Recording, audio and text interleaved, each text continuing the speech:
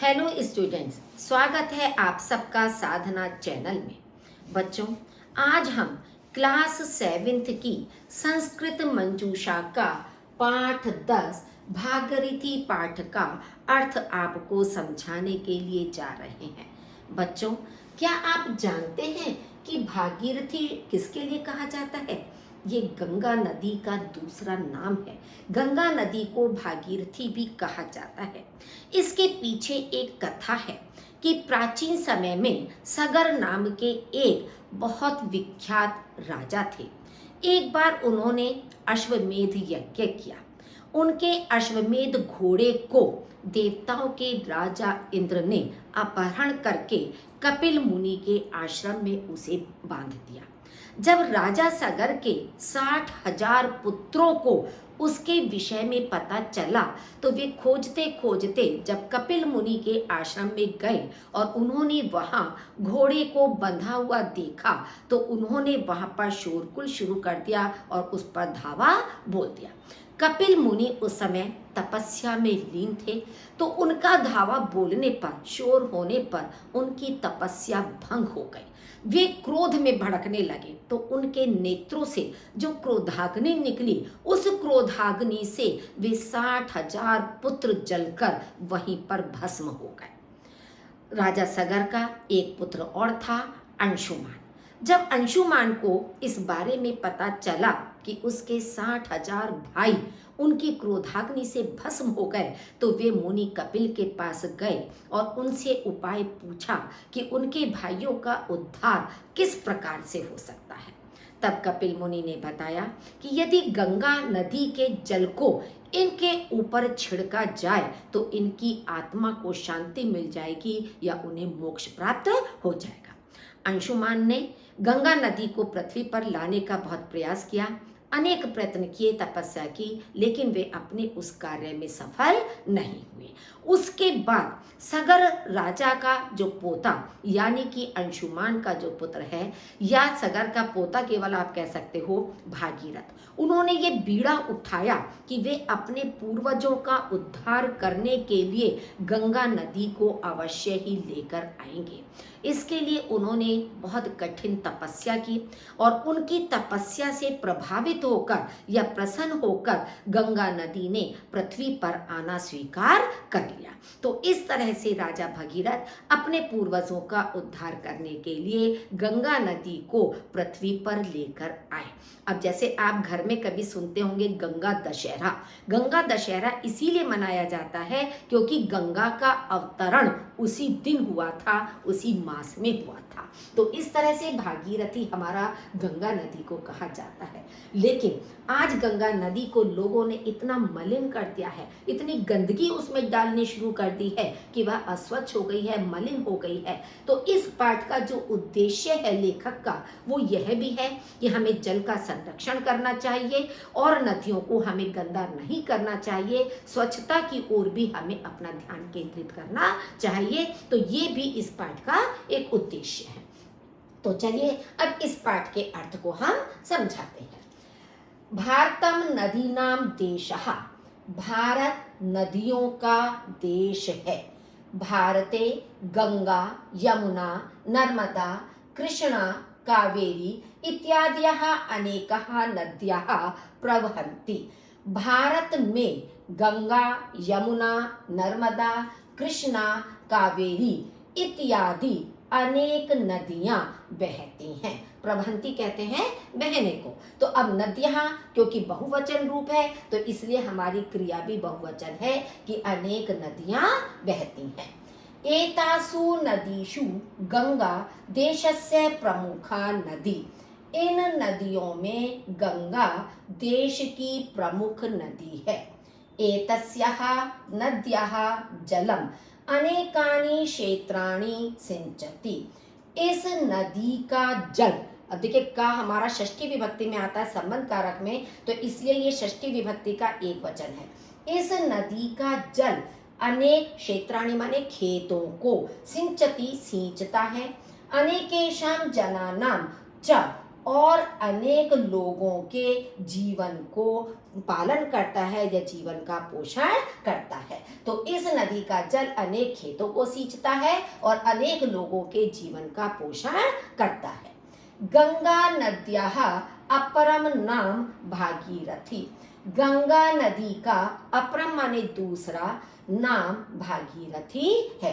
गंगा नदी का दूसरा नाम भागीरथी है। कथा अस्ति पुराणेषु।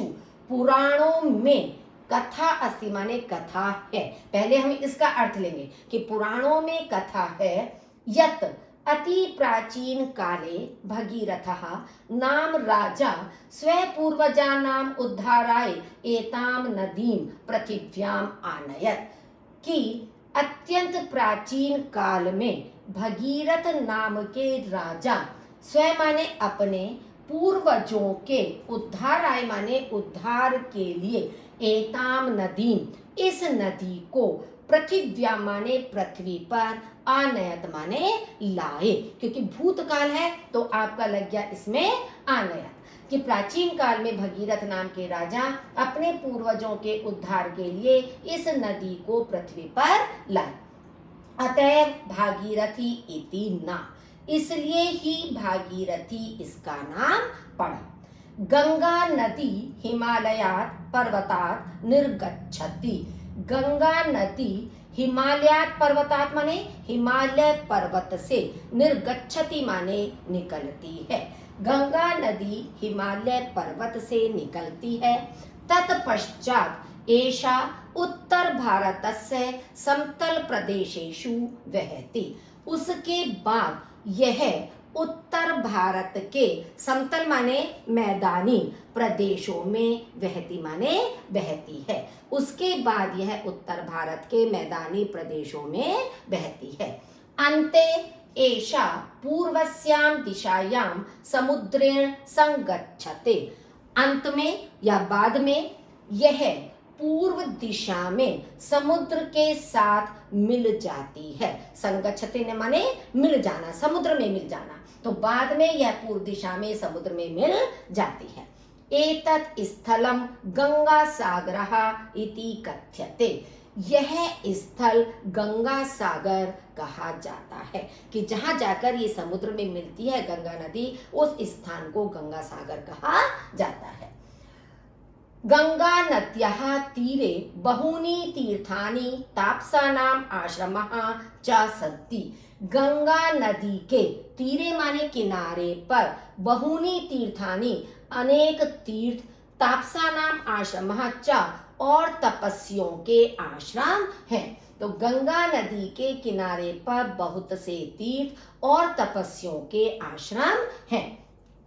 देशीयः वैदेशिकः च अपि पर्यटकः अत्र आगच्छन्ति। देश विदेश के अनेक पर्यटक, पर्यटक कहते हैं सैलानियों को, यात्रा करने वाले लोगों को। आप इसे सैलानी कह सकते हो, पर्यटक कह सकते हो, यात्री कह सकते हो। तो देश विदेश के भी अनेक यात्री या सैलानी यहाँ आते हैं। ते मुनीनां दर्शनहि प्रवचनहि च आत्मिक शांति विंदन्ति। वे मुनियों के दर्शन से और प्रवचनों से आत्मिक शांति, आत्मा की शांति को प्राप्त करते हैं। विंदन्ति माने प्राप्त करना, कि वे मुनियों के दर्शनों से और उनके प्रवचनों से आत्मा की शांति प्राप्त करते हैं। हरिद्वार नगरम प्रसिद्धम तीर्थ स्थलम गंगा नद्याः तटम एव अलंकरोति। हरिद्वार नगर जो कि एक प्रसिद्ध तीर्थ स्थल है, आप ऐसे भी लिख सकते हो या इसको पहले ला सकते हो कि प्रसिद्ध तीर्थ स्थल हरिद्वार नगर गंगा नदी के किनारे को ही अलंकरोति माने सुशोभित करता है। कि प्रसिद्ध तीर्थ स्थल हरिद्वार नगर गंगा नदी के तट को ही सुशोभित करता है। अत्र अनेके देवालयाः सन्ति। यहाँ अनेक, देवालय कहते हैं मंदिर, यहाँ अनेक मंदिर हैं। भक्त जनः अत्र आगत्य ईश्वरं भजन्ति। भक्त लोग, अत्र माने यहाँ, आगत्य माने आकर, ईश्वरं भजन्ति ईश्वर का भजन करते हैं। अलौकिकम सुखम च अनुभवन्ति, और अलौकिक सुख का अनुभव करते हैं। यानी भक्तजन यहाँ आकर ईश्वर का भजन करते हैं और अलौकिक सुख का अनुभव करते हैं। सायंकालस्य दृश्यम तु अत्र अनुपमम एव अस्ति। शाम के समय का दृश्य तो अत्र माने यहाँ, अनुपमम माने अनोखा ही होता है, कि शाम के समय जो गंगा नदी का दृश्य होता है वह अनोखा ही होता है। जनः गंगा देवीं श्रद्धया अर्चन्ति। लोग गंगा देवी को श्रद्धा से अर्चन्ति माने पूजते हैं। तो लोग गंगा देवी की श्रद्धा से पूजा करते हैं। पूजनात् अनंतरम ते प्रज्वलितान् दीपान् नद्याः जले विसर्जयन्ति। पूजन करने के बाद वे जलते हुए दीपों को नदी के जल में विसर्जनती माने छोड़ देते हैं, कि जो दीपक वे जलाते हैं शाम के समय में, तो गंगा नदी की पूजा करने के बाद वे जलते हुए दीपों को नदी के जल में छोड़ देते हैं। यदा प्रज्वलितः दीपः नद्यां तरन्ति। यदा माने जब, प्रज्वलितः माने जले हुए, दीपक नद्यां माने नदी में, तरन्ति माने तैरते हैं। जब जले हुए दीपक नदी में तैरते हैं ते दिव्यम दृश्यम उपस्थापयन्ति। वे अनोखा दृश्य उपस्थित करते हैं। एवं प्रतीयते यत् तारागणः आकाशात् अवतीर्य पृथिव्याम् आगतः। एवं माने ऐसा, प्रतीयते माने प्रतीत होता है, यत माने कि तारागणः तारों का समूह, आकाशात माने आकाश से, अवतीर्य माने उतर कर, पृथिव्याम पृथ्वी पर, आगतः माने आ गया हो। ऐसा प्रतीत होता है कि तारों का समूह आकाश से उतरकर पृथ्वी पर आ गया हो, क्योंकि वे दूर से टिमटिमाते हुए दीपक तारों के समान प्रतीत होते हैं। भागीरथी पवित्रा नदी मन्यते। भागीरथी पवित्र नदी मानी जाती है। परम अद्यत्वे एषा पावना नदी प्रदूषितः। लेकिन, परम माने लेकिन, अद्यत्वे माने आजकल, एषा माने यह, पावना माने पवित्र नदी प्रदूषित हो गई है। लेकिन आजकल यह पवित्र नदी प्रदूषित हो गई है।